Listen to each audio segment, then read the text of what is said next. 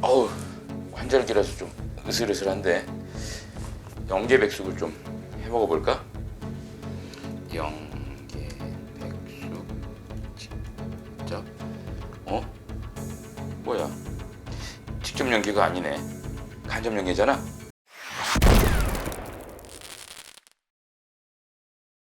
안녕하세요. 찬호의 입시 뉴스 시간입니다. 오늘 준비한 내용은요, 평가원에서 이 자료를 3개 정도 업로드를 했는데요, 일일이 좀 찾아보시기 불편할까봐 댓글에다가 링크를 좀 드릴 테니까 자세한 내용은 좀 직접 가서 좀 확인을 해보시고요.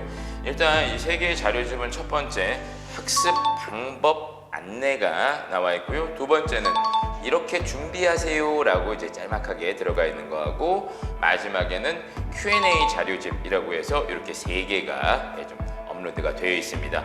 이걸 전부 다 다루기에는 너무 방대한 양이라서 제가 또 국어를 가르치고 있는 사람이니까 국어 영역에 대해서, 그리고 그 중에서도 최근에 학생들이 많이 질문을 하고 있는 EBS 간접 연계 50%, 이게 어떤 내용인지를 좀 소개해 드릴까 합니다. 일단은 학습 방법 안내라고 나와 있는 게 총 491페이지에 엄청 많은 양이에요. 그것만 좀 말씀을 드리자면, 연계 방식 및 유형에 관련돼서 5가지 유형으로 되어 있다고 소개되어 있습니다. 첫 번째는 지문 활용 유형. 자료 52페이지에 보시면은 뭐라고 되어 있느냐, 문학 작품의 일부 또는 전체를 활용하여 지문을 구성하고 문항을 개발한다 라고 되어 있습니다. 그러니까 수능 연계 교재, 즉 수특하고 수완, 여기에서 활용해 가지고 문제를 출제를 한다는 얘기가 되겠죠. 뭐 이렇게 새롭지는 않은 내용이에요. 그리고 여기 이제 55페이지에 뭐라고 들어가 있느냐 하면은요, 2021학년도 수완, 그러니까 작년 수완하고 그 다음에 평가원 모의고사가 어떻게 연계되어 있는지 최고운전을 예시로 들어서 소개를 해 주었습니다. 앞부분에 줄거리로 처리한 부분을 지문으로 활용하여 문항을 출제한 것이 2021학년도 수능 국어 홀수형 31에서 33번하고 이제 같은 문항 세트라고 되어 있죠. 정리해서 말씀드리면은, 소설 파트는 이게 연계가 된다고 했을 때에도 그대로 연계되는 거는 좀 드물고요, 앞의 내용이나 뒤의 내용 혹은 좀 물려있는 내용을 다른 장면을 출제하는 경우가 일반적이었고 지금도 그렇게 출제를 한다는 얘기가 되겠습니다. 이런 걸 간접 연계라고 한다는 점. 그 다음에 두 번째는 핵심 제재, 논지 활용 유형. 자, 요거는 비문학 제시문을 예시로 드러냈어요.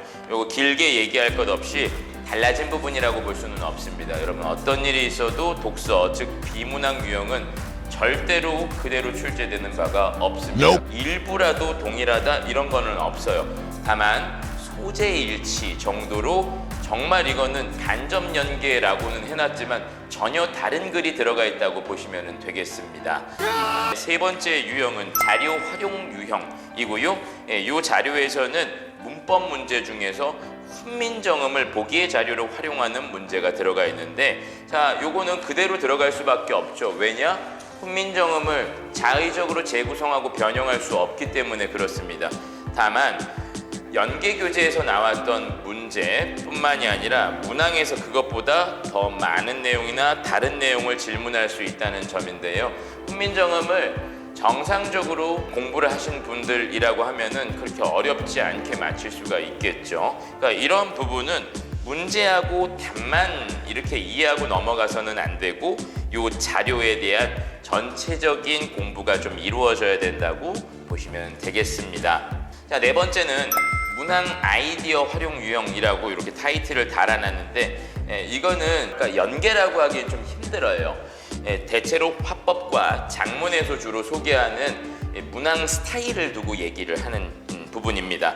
수능 연계 교재 같은 것들을 보면은요, 신유형이라고 해서 기존하고는 좀 다른 형태의 문제를 출제하는 바가 있는데, 대체로 이런 것들은 내용 파악에 근간을 두고 있고요, 그 틀만 좀 달라진 거라고 생각하시면 됩니다. 따라서 화작 중심으로 공부를 하시는 그런 친구들, 이거 굉장히 많이 연습을 하시면서 이 문항 유형에 주로 신경을 좀 써두시면 됩니다.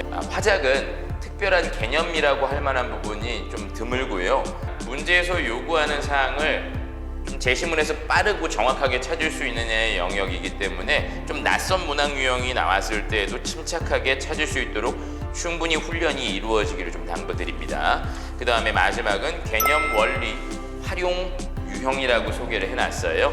자, 요건 이제 문법 제시문이 예로 들어가 있는데 언어와 매체 중에서 연어, 즉 과거 문법이라고 불렀던 부분에 교과서에 나와 있는 문법에 딱 정해져 있는 개념들이 있습니다. 그러니까 문법의 영역은 상당히 그 지식 기반으로 이루어져 있기 때문에 정상적으로 공부를 했다면은 당연히 나오는 부분이 계속 나온다는 걸 파악하실 수 있을 거예요. 이를테면 여기는 아는 문장을 실어놨는데 당연히 누구나 예상할 수 있을 만한 부분입니다.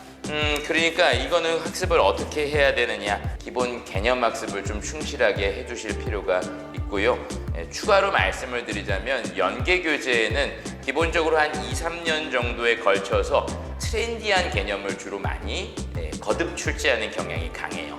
문법 개념도 상당히 방대하기 때문에 이전에 잘 안 건드렸던 구체적인 부분에 대해서 한 2-3년 텀으로 계속해서 출제하는 경향이 좀 강합니다. 이런 부분을 연계 교재를 다루시면서 좀 들여다보실 필요가 있다고 보시면 되겠네요.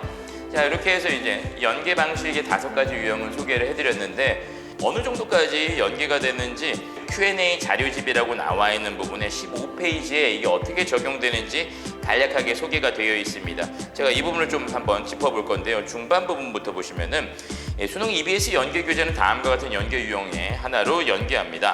그래서 여기 방금 소개해드렸던 개념 원리 활용 유형, 지문 자료 활용 유형.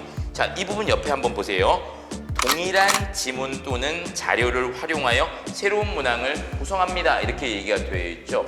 동일한 지문이라는 건 뭘 의미하느냐 하면은 소설은 다른 장면을 발췌하면서 간접으로 끌고 갈 수 있고 비문학은 소재 일치만 원래 했던 것들이기 때문에 당연히 간접 연계이지만 현대시는 이거는 변형을 시킬 수가 없습니다. 그러니까 현대시 같은 경우에 연계가 된다면 이건 동일 지문으로 나올 수 있다는 것을 의미하는 거고요. 다만 고전시가의 경우 연시조의 형태라고 한다면 이 연계 교재에 들어가 있는 그 특정 수가 아니라 다른 수를 같이 섞어서 낼 가능성도 있다는 것이죠.